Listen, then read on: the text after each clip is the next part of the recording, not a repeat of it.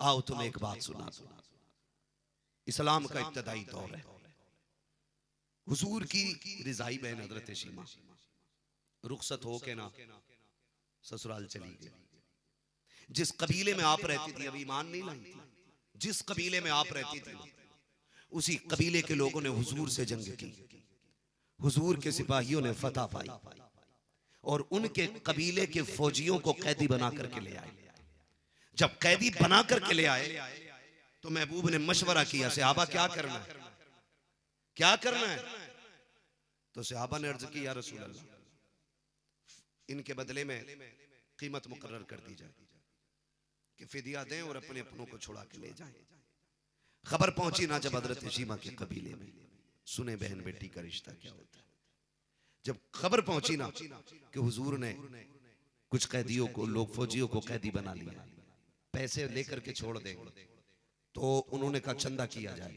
मसला पूरी कौम का है, चंदा किया जाए। चंदा करते करते जब पैसे लेते हुए दरवाजे तक आए, हजरत शीमा के दरवाजा बजा, मंदक्कल बाब। किसने बजाया दरवाजा? आवाज आई, चंदा लेने आए। कहा क्यों, क्या जरूरत पड़ गई? कहा कि मोहम्मद इब्ने अब्दुल्लाह ने हमारे फौजी गिरफ्तार कर लिए, छुड़ा के लाने। जब लफ्ज मोहम्मद इब्ने अब्दुल्लाह आया ना तो हजरत शीमा के कान खड़े हो गए। दरवाजा खोल के कहने लगी, एक बार और बताओ ना, किसका नाम लिया तुमने? कहा मोहम्मद इब्ने अब्दुल्लाह। कहा कौन? कहा ये मक्के से हिजरत करके मदीने आए हैं, इन्होंने नबुव्वत का ऐलान किया, उन्हीं से हमारी जंग चल रही है। कहने लगे कहीं वो तो नहीं जिनकी मां अमीना है, जिनके दादा अब्दुल मुत्तलिब है, वही तो नहीं जो कुरैश खानदान से ताल्लुक रखते? एक ने कहा हाँ वही है। मुस्कुरा के कहने लगी फिर चंदा छोड़ो। कहा क्यों? कहा मुझे लेके चलो, अब चंदे की जरूरत नहीं है। कहा वो कैसे छोड़ेंगे? कहा तुम नहीं जानते हो, वो रिश्ते में मेरे भाई लगा करते हैं। बहन जब जाती है तो भाई के दरवाजे पर पैसा काम नहीं आता है, बहन की झोली के जरिए बड़े बड़े काम चल जाया। कहा लेके तो चलो, अब पैसे की जरूरत नहीं है। कहा समझे नहीं। कहा तुम नहीं जानते हो, मैंने इन्हें गोद में खिलाया, मैंने इन्हें गोद में खिलाया। आज कितना फख्र करते हैं कि कोई कहता मैंने मुफ्ती आजम को देखा है, तो हम कहते हैं ला तेरी आंखें चूम लो, तूने चलते फिरते जन्नती को देखा है। कोई कहते मैं ताज शरिया की खिदमत की है, तो जी चाहता इसके हाथ चूम लो, क्योंकि इसने भी एक जन्नती की खिदमत की है। ये एक आम उम्मती की बात नहीं भाई, मैं बात कर रहा हूं कि अगर हमारे सिलसिले में कोई बुजुर्ग की बात आए तो हम आंखें बिछा देते हैं। फिर सोचो तो सही, वो गोद कितनी मुकद्दरों वाली होगी जिस गोद में आमीना का लाल खेला होगा। कितने मुकद्दरों वाली गोद होगी जिस गोद में मेरे नबी ने करवटें ली होंगी। ओ भाई, हजरत शीमा ने कहा परेशान ना हो, लेके चलो। कहा क्या करेगी? कहा बस ऐसी बात काम हो जाए। पहले यकीन नहीं किया, लोगों ने कहा चलो फिर देख लेते। कहा देखो, बात बनी थी इज्जत पे हजरत शीमा की। शीमा की कबीले वाले पीछे पीछे, हजरत शीमा आगे आगे। अब वो दौर नहीं था कि जो कोई भी आए पत्थर मार दे, कोई भी आए कांटा बिछा दे। अब कानून ये बन चुका था कि अगर महबूब से मुलाकात करनी है तो पहले गुस्ल करो, 2 रकात नमाज पढ़ो, फिर उसके बाद थोड़ी सी दौलत लेकर सदका करके फिर हुजूर की चौखट तक आओ, ताकि पता चल सके किसकी चौखट पे जा रहे। अब ये कानून बन गया था। अब कोई भी आकर के यूं ही नहीं देख सकता था। अब लोगों की उठने वाली नजरों पे भी पहरे थे। अगर बेअदब पल के भी उठती थी तो सहाबा सर कलम कर देते थे। वो कहते तुम नहीं जानते हो, ये जाने जाना की बारगाह, लिमिट में रहो, ये महबूबे दावर की बारगाह है। हजरत शीमा आगे आगे, काफले वाले पीछे पीछे। कहाँ है? कहा वो जहां पे खेमे लगे उसी एक खेमे में आमीना का लाल लेटा है। आ गई तो आपका तो वही देहाती अंदाज था, गांव वाला अंदाज। आप तेजी से चली आ रही है, हुजूर के खेमे में जाना चाहा। जो जानिसार खड़े थे तलवारें लगा दी। खबरदार देहाती औरत, तुझे पता है ये किसका खेमा है? ये उसका खेमा जिसकी चौखट पे जिब्रील भी इजाजत लेके अंदर आता है, अंदर नहीं जा सकती हो। आपने फरमाया खल्लू सबीली, मेरा रास्ता छोड़ो। जानते हो मैं कौन हूं? ये होता है बहन का मान अपने भाई पे। जानते हो कौन हूं मैं? सहाबा ने कहा कौन है? कहा मैं तुम्हारे नबी की बहन लगती हूं। इतने जुमलों का निकलना था, खुदा की कसम तलवारें तो तलवारें हया से पल के झुक गई, हया से पल के झुक गई। सिर्फ नाम आया था तुम्हारे नबी की बहन लगती, लेकिन सहाबा जानते थे हमारी नबी की कोई सगी बहन ही नहीं। कहा कैसे कहें कि तुम बहन हो, हमारे नबी की तो बहन ही कोई नहीं। कहा जाओ उनसे जाके पूछो कि आज वो आई है जिसने तुम्हें गोद में लेके कहा था अल्लाहुम्मा इब्की लना मुहम्मदा। एक सहाबी अंदर गए, या रसूल अल्लाह, कोई देहाती खातून है और वो कह रही है कि मैं आपकी बहन हूं। हुजूर आपकी तो कोई सगी बहन नहीं है। आका कहते हैं उससे कुछ निशानी पूछी तो सहाबी कहते हैं हाँ या रसूल अल्लाह, हमने कहा कुछ तो बता कैसे तेरे भाई हैं। कहा उसने कहा कि बस इतना जाके कह देना वो आई है जो गोद में लेके कहती थी अल्लाहुम्मा इब्की लना मुहम्मदा। जैसे इतना सुना कि मेरे नबी तेजी से अपनी जगह से उठे हैं कि नबुव्वत वाली चादर कंधे से सरक जाती है।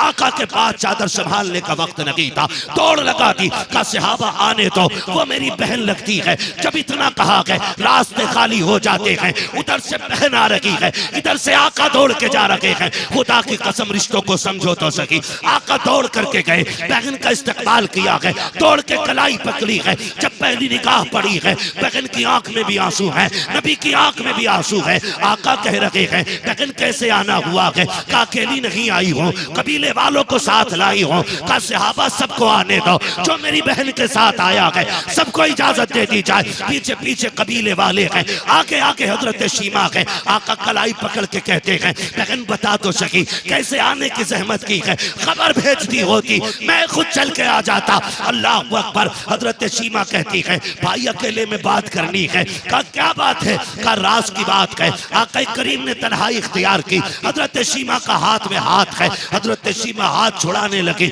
मेरे नबी ने हाथ छोड़ दिया। हजरत शीमा ने यूं दामन फैलाया, कहा भाई आज बहन दरवाजे पे सवाली बन के आई है। इतना सुनना था, हिचकी भर के मेरा नबी रोया। का बहन दामन छोड़ दे, जो कहना चाहती है खुल के कह। का इसलिए तन्हाई में कह रही हो, अगर तू टाल भी देगा तो मेरे कबीले के सामने इज्जत रह जाएगी, कम से कम उनके सामने तो नहीं इज्जत जाएगी। इतना सुना, मेरे नबी ने फिर कुछ नहीं पूछा, हाथ पकड़ा। का जो भी बात होगी कबीले के सामने होगी। आका ने कबीले के सामने लाके बहन को मुजम्मिल वाली चादर पे बैठाया, खुद सामने दो जानू होके बैठ जाते हैं। कहते हैं बता क्या चाहिए। का सुना कि मेरे कबीले के फौजी आपने गिरफ्तार कर लिए हैं, भाई उन्हें आजाद कराने आई हो। आज से पहले मेरे नबी ने जो भी काम किया था सहाबा के मशवरे से किया था, आज मशवरा नहीं ले रहे हैं। कहते हैं सहाबा जल्दी करो, जितने भी कैदी हैं मेरी बहन के कदमों पे लाके डाल दिए जाएं। आज मेरी बहन मेरे दरवाजे पे आई है, सारे कैदी लाके खड़े कर दिए गए। फरमाया बिलाल सुनो, तुम मेरे वजीर खजाना हो, देखो मेरे पास कितने पैसे हैं। 2000 दिरहम रखे थे, वो भी लाके बहन की गोद में डाल दिए। 1000 बकरियां दी है, उसके बाद एक यमनी हरीर की चादर थी, बहन के सर पे रखी। का बहन और बता क्या चाहिए। अल्लाह अकबर इतना कहते हैं बहन रोने लग जाती है। का भाई तूने इज्जत रख ली, ये बड़ा काम कर दिया है। अब बड़े फख्र के साथ जब हजरत शीमा जा रही है तो कबीले वाले गर्दन झुका के चल लगे हैं। हजरत शीमा फख्र से जा रही है, आका करीम रोते जा रहे हैं। बहन से रुखसती हो जाती है, होने के बाद वापस आए। सहाबा कहते हैं या रसूल अल्लाह ये कौन खातून थी, आज तक कोई काम बिना मशवरे के नहीं किया, आज इतना बड़ा फैसला। आका हम कुछ नहीं कहना चाहते, हमारी औकात भी क्या है, ये तो कैदियों का मसला है, हमारी जान पे भी आपका हक है। लेकिन पूछना चाहते हैं ये बाबरकत खातून कौन थी जिसके लिए आपने पूछना भी मुनासिब न समझा और बहन की मर्जी पर। आका ये कैसी बहन लगती है। मेरे नबी रोने लग जाते हैं, कहते सहाबा जानते हो जब सारी औरतें यतीम समझ के छोड़ आई थी तब हलीमा ने मुझे गोद में उठाया था। जानते हो जब सब ने यतीम समझने के बाद मुझे छोड़ा था तब सीमा की अम्मी लेके आई थी और कहा ये वो सीमा है जो मुझे गोद में खिलाया करती थी। सहाबा आज तक मुझे याद है कि एक दिन मेरी माँ ने ना मुझे जब से लेके गई थी घर से निकलने नहीं दिया था। एक दिन यही सीमा आई और आके कहती है अम्मी, सारी लड़कियां बार बार कहती हैं सीमा तू भी तो अपना भाई लेकर के आ, देखे तो सही तेरा चांद कितना खूबसूरत है। मेरी माँ ले जाने की इजाजत नहीं देती थी। एक दिन जिद करके माँ के गले में हाथ डाला, मुझे लेकर के जाने लगी। मेरी माँ ने कहा था सीमा जल्दी लेके आ जाना, कहीं मेरे लाल को किसी की नजर न लग जाए। कहा जानते हो सहाबा, इस सीमा ने मुझे गोद में उठाया, ऊपर से अपनी चादर डाली और लेके चौक में वहां खड़ी हो गई जहां पे सारी लड़कियां खड़ी थी। उसके बाद सब अपने अपने भाई दिखा रही हैं, देखो मेरा चांद कितना हसीन है, मेरा चांद कितना हसीन है, सब दिखा चुकी। उसके बाद कहा था सीमा अब तू भी तो दिखा तेरा चांद कितना हसीन है। जब सब दिखा चुकी, इसी सीमा ने मेरे चेहरे से कपड़ा हटाया। जिसने मेरा चेहरा देखा कर की तरफ तोड़ लगा दी। मेरी सीमा ने कहा था आओ जरा मिलाओ तो सही, अब किसका चांद कितना हसीन है। तो सबने कहा था सीमा जैसा तेरा चांद है वैसा किसी का चांद नहीं। अल्लाह, नारे तकबीर, नारे तकबीर, नारे रिसालत, नाराए हैदरी, नाराए हैदरी, मसलक आला हजरत। या अली, या अली, ताजु शरिया, ताजु शरिया। तवज्जो है सारे लोगों की। सहाबा कहते हैं आका इतना दे दिया।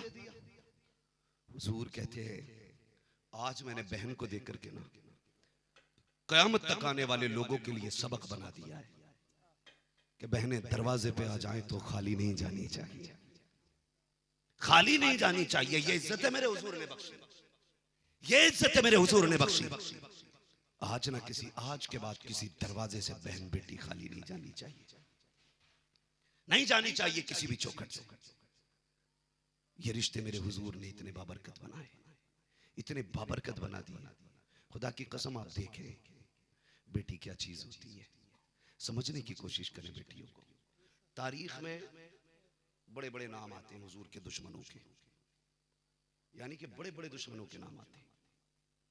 और जो बड़े दुश्मन थे मेरे हुजूर के ना, उन्हें तौबा की तौफीक नहीं मिली। सिर्फ एक जात ऐसी है जो बड़े दुश्मनों में होने के बावजूद भी हुजूर के कलमे की तौफीक जिसे नसीब हुई है, और उस जात को हजरत अबू सुफियान कहा जाता है। हजरत जोर से हजरत अबू सुफियान कहा जाता है। शुक्र अल्लाह का उसने हमें सुन्नी बरेलवी बनाया। मैं फिर ये बात कहूंगा, हम हुजूर के घर वालों से भी प्यार करते हैं, हुजूर के दर वालों से भी प्यार करते हैं। हम बरेलवी लोग हैं, दर वाले और घर वाले तो बहुत बड़ी बात है। अगर कोई हुजूर के मदीने की मिट्टी ला के दे दे तो हम उसे चूमने लग जाते हैं। अगर हुजूर के शहर की मिट्टी से हमें इतना प्यार है तो फिर हुजूर के दर वालों से कितना प्यार होगा, हुजूर के घर वालों से कितना प्यार होगा। हम महबूब के दर वालों से भी प्यार करते हैं, महबूब के जोर से महबूब के घर वालों से भी प्यार करते हैं। तो बड़े बड़े दुश्मनों में नाम, बहुत बड़े दुश्मनों में हजरत अबू सुफियान का नाम।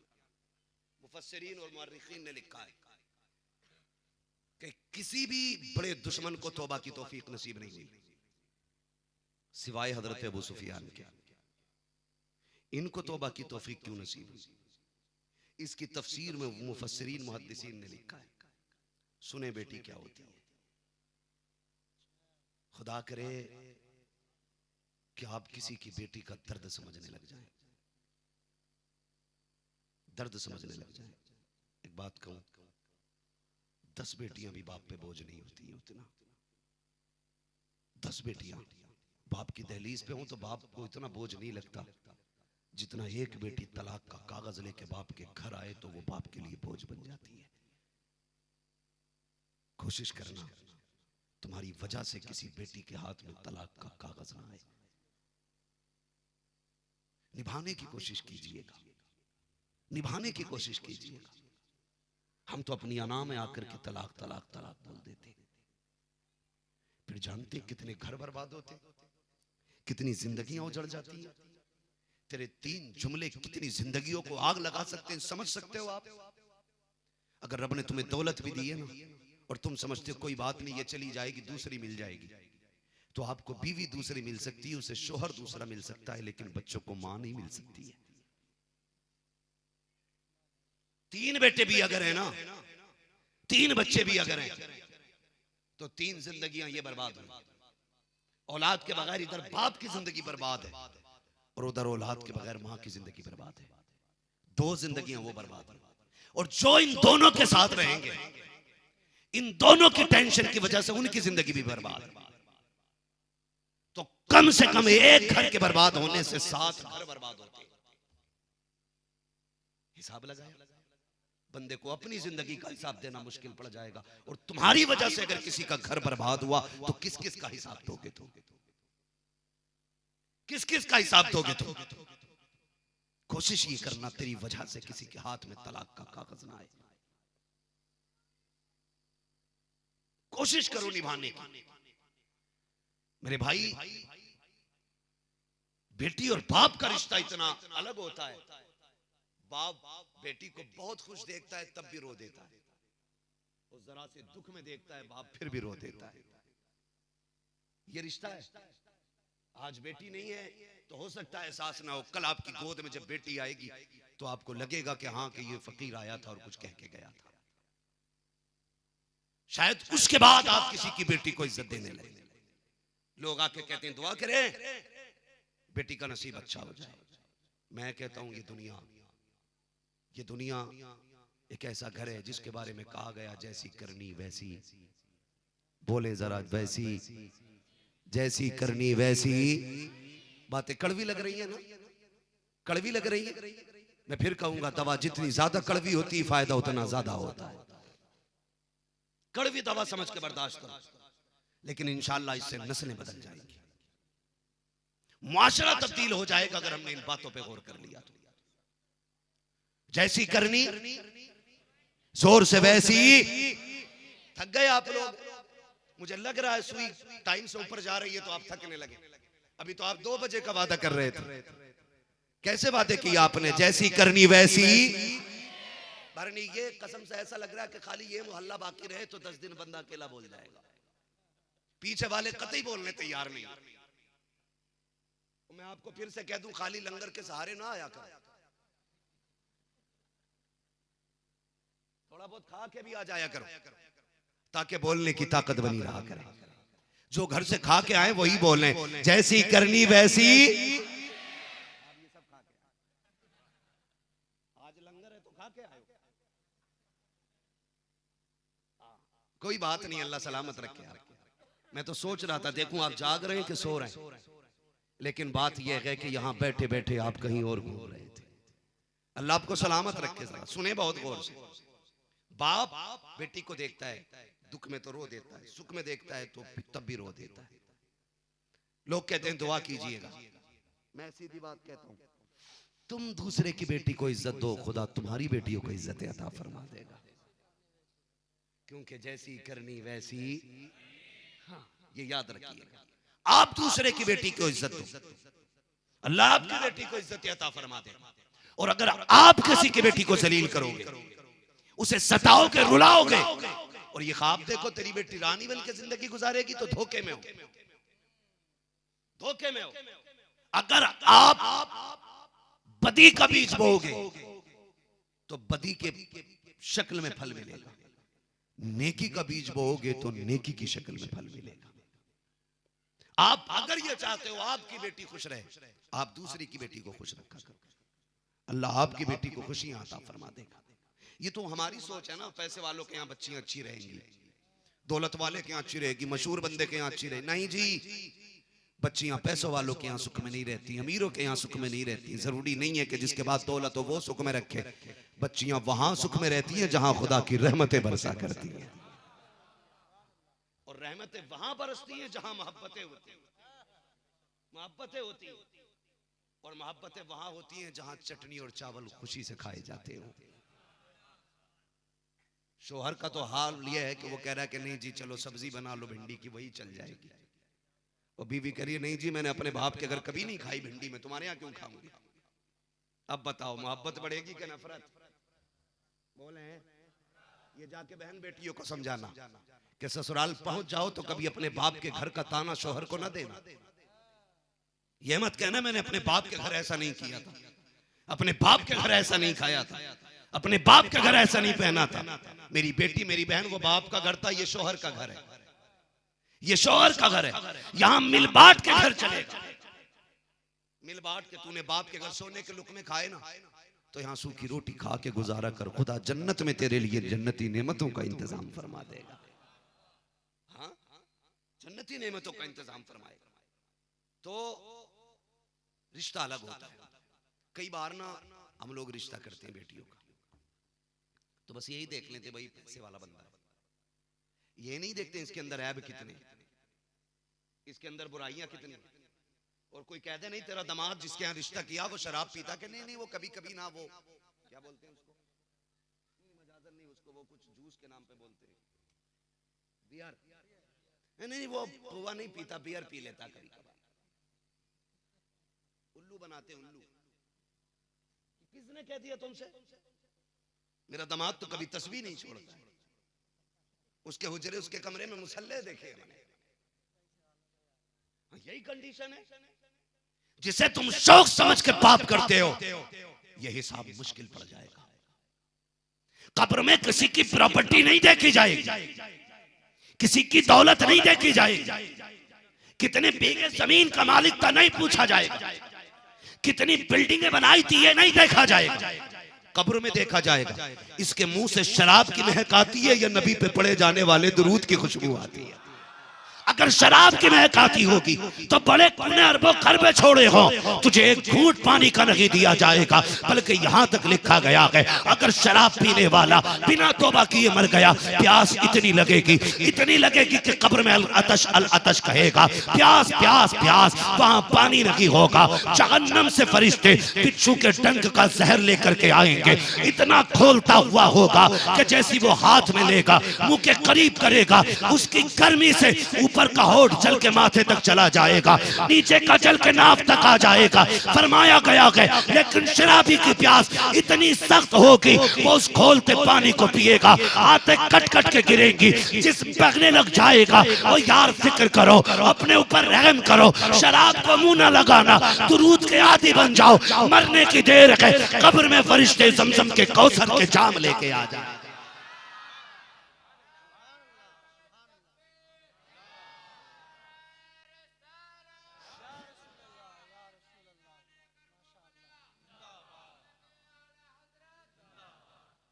सारे बैठे ना, जितने बैठे सारे हुसैनी है ना, जितने हुसैनी है जरा हाथ उठा के कह दे या हुसैन।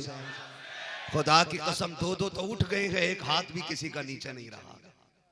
हम इतने पक्के हुसैनी और हमारी नस्लें कुर्बान हो जाए आले पैगंबर पे। हाँ, हमारी नस्ल दर नस्ल कुर्बान आले पैगंबर की लगने वाली खाक के ऊपर।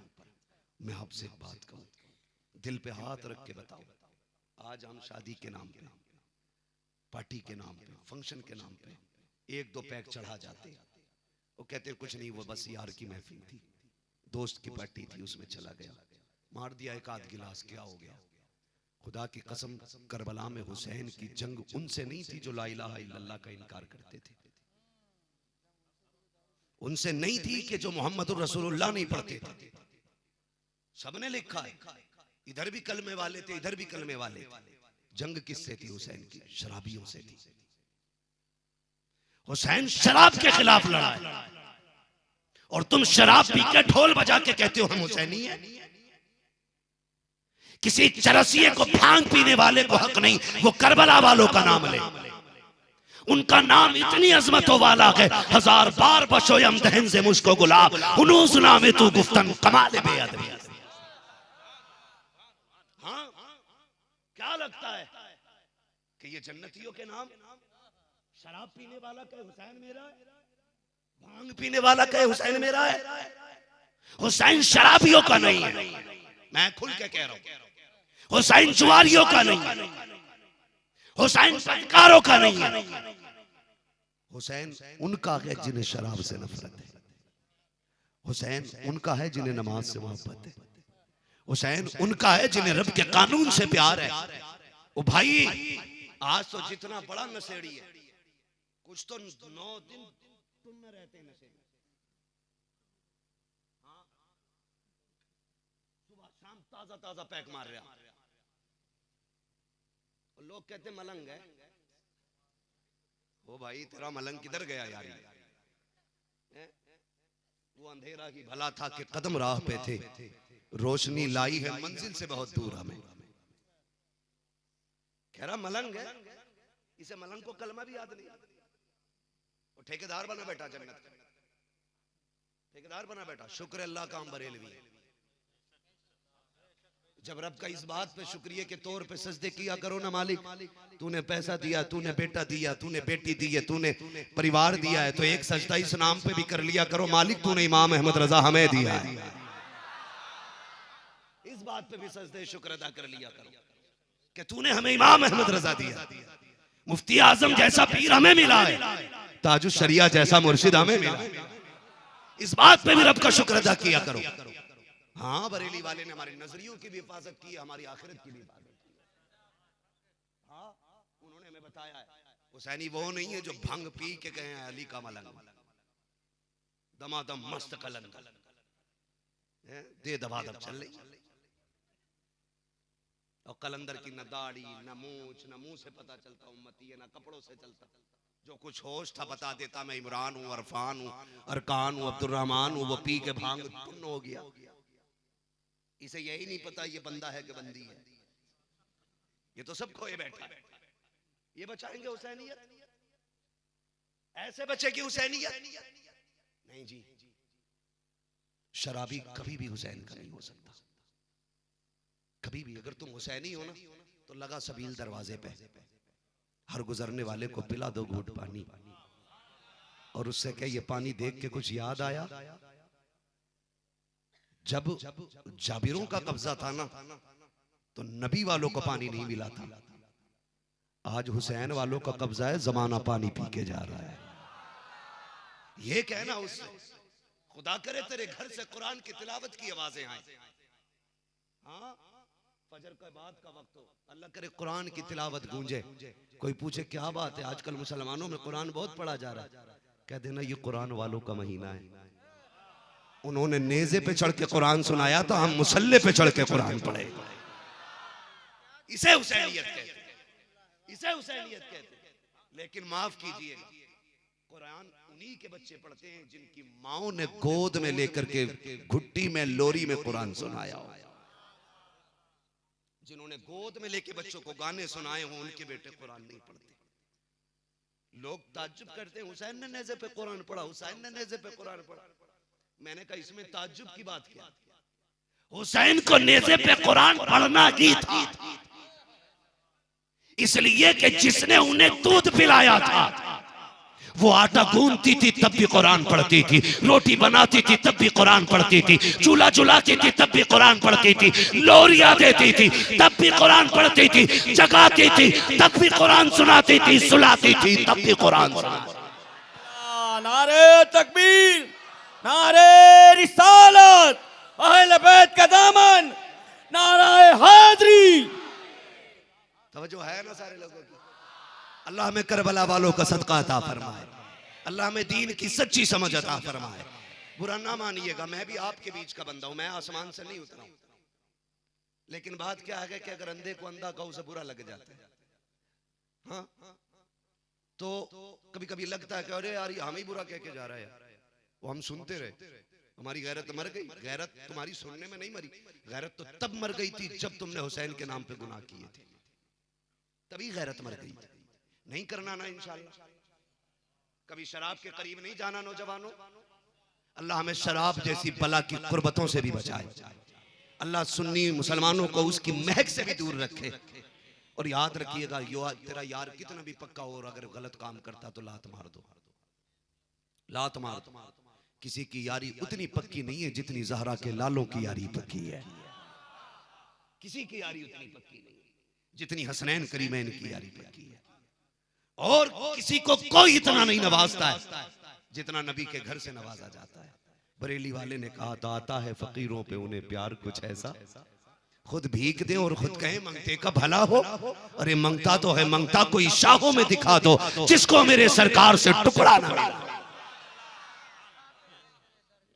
जिसको मेरे सरकार से टुकड़ा ना मिला। सखावत हल्की ना समझना, हल्के में ना लेना। ये वो कहा था ना किसी ने पंजाबी में, ये नस्ल करीमों की लजपाल घराना है, लजपाल घराना। बात होगी इंशाल्लाह, मुझे वक्त मिलेगा कल तो मैं इनकी सखावत के हवाले से बात करूंगा। आज थोड़ी रिश्तों की बात पूरी कर दूं मैं, 15 मिनट बचे। तो मैं क्या बात कह रहा था आपसे कि आदमी कहता नहीं नहीं दामाद ने कभी कभी मार लिया पौवा, या वो शराब थोड़ी पीता। और मौलाना तुम्हें क्या पता, वो तो बियर पीता। मौलाना से कह रहा तुम्हें क्या पता। बेटे मौलाना वहां तक जानते हैं जहां तक आज भी साइंस नहीं पहुंची। आज भी मौलाना वो जानता है जहां पे साइंस नहीं पहुंची। तू मौलाना से कह रहा तुम नहीं जानते। बेटे ये मौलाना आंखें देख के बता देते हैं, और ये खुद कहते हैं हम पलटते नहीं बेजान किताबों के वरक, हम वो पढ़ते हैं जो चेहरों पे लिखा होता है। कह रहा तुम्हें क्या पता, मेरा लल्ला तो कभी कभार बियर पी लेता है। बुखार से उठा था ना तो 2-1 बोतलें मार दी। अरे भाई वाह, सदके जाए तेरी दवाई पे। बुखार से उठ के 2-3 मार गया पे। कह रहा चढ़ती नहीं। इसका नशा तो, इससे ज्यादा नशा तो तेरी रगों में है। ये कहां से चढ़ेगी तुझे? कि वो नशा नहीं होता इसमें। मौलाना तुम नहीं जानते हो। हमने कहा हम एक बात जानते, एक बाल्टी पानी में एक बूंद पेशाब पे गिर जाए ना तो ये 18 साल नहीं, 22 साल नहीं, 25 साल नहीं, 5 साल के बच्चे के सामने एक बूंद पेशाब बाल्टी में डाल के दिखा। हुजूर की उम्मत पे रब का ये करम है, 5 साल का बच्चा भी कहेगा मुझे इस पानी को हाथ नहीं लगाना है। ये समझ अल्लाह ने 5 साल के बच्चे को भी अता किया हमारी कौम। ये 18 साल का कह रहा है कि वो नशा थोड़ी होता है। मार दिए कभी। वो आपसे भी गुजारिश है जरा देखभाल के रिश्ते किया करो। अमीर है तो क्या हुआ, पौवे वाले के साथ कर दोगे बेटी? नहीं, रिश्ते दौलत वालों के यहाँ नहीं, रिश्ते दीन वालों के यहाँ किया करो। ये तलाश किया करो ये पक्का हुसैनी है कि नहीं, इसके सीने में इश्क रसूल का चिराग जलता है कि नहीं। ओ भाई रह गई पेट पालने की बात तो रज़ाक अल्लाह है, रज़ाक अल्लाह है। मैंने बात बताई थी 300 सहाबा इस फाका बस्ती में जिंदगी गुजार रहे थे कि गुठलियां तक नहीं बची थी खाने के लिए। लेकिन रब का दरियाए करम जोश में आया तो एक मछली में 18 दिन की ग़िज़ा बना दी। जो रब पत्थर के अंदर कीड़े को रोजी दे सकता है वो तेरी बेटी को नहीं दे सकता। तो तू हिसाब क्यों लगा रहा भाई कि कोई बात नहीं, एक आध किडनी फेल भी हो जाएगी तो 3 फैक्ट्रियां हैं। लड़की वाले भी कम चालाक थोड़े, पहले हिसाब लगा लेते हैं पी रहा है पौवे मार रहा है कितने दिन चलेगा ये। क्या कुछ भी नहीं, 6 साल चल जाए काफी। बाकी बाद में 3 फैक्ट्रियां हैं, 5 मिलें हैं, 3 शोरूम है। बेटी का टाइम तो कटता ही रहेगा ना। शर्म करें, ये मत समझना कि ये मत समझना कि दौलत के सहारे जिंदगी गुजरती है। जिंदगी सच्चे हम सफर के सहारे गुजरती है। ये बात याद रखना, जिंदगी सच्चे हम सफर के साथ गुजरती है, दौलत से गुजारे नहीं होती। अगर दौलत काफी होती तो जन्नत में क्या नहीं था। अगर पैसा सब कुछ है तो हीरे भी थे, जवाहिरात भी थे। वो कीमती मोती जन्नत में मौजूद है जो कोई सोच भी नहीं सकता। सारे महल के अंदर, जन्नत के अंदर एक से एक खूबसूरत बाग, एक से एक मीठी नहर, एक से एक लाजवाब खुशबू। लेकिन खुदा की कसम आदम का दिल नहीं लगा तो अल्लाह ने जन्नत में सच्चा हम सफर पैदा फरमाया। और यार अगर जन्नत में हम सफर के बगैर टाइम नहीं कटता तो दुनिया में सच्चे हम सफर के बगैर टाइम कैसे कट सकता?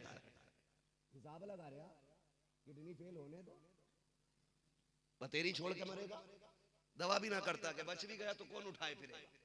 बड़ी चालाक दुनिया होगी। तो भाई अल्लाह से दुआ मांगा करो अल्लाह हम सफर के साथ लंबी जिंदगी अता फरमाए।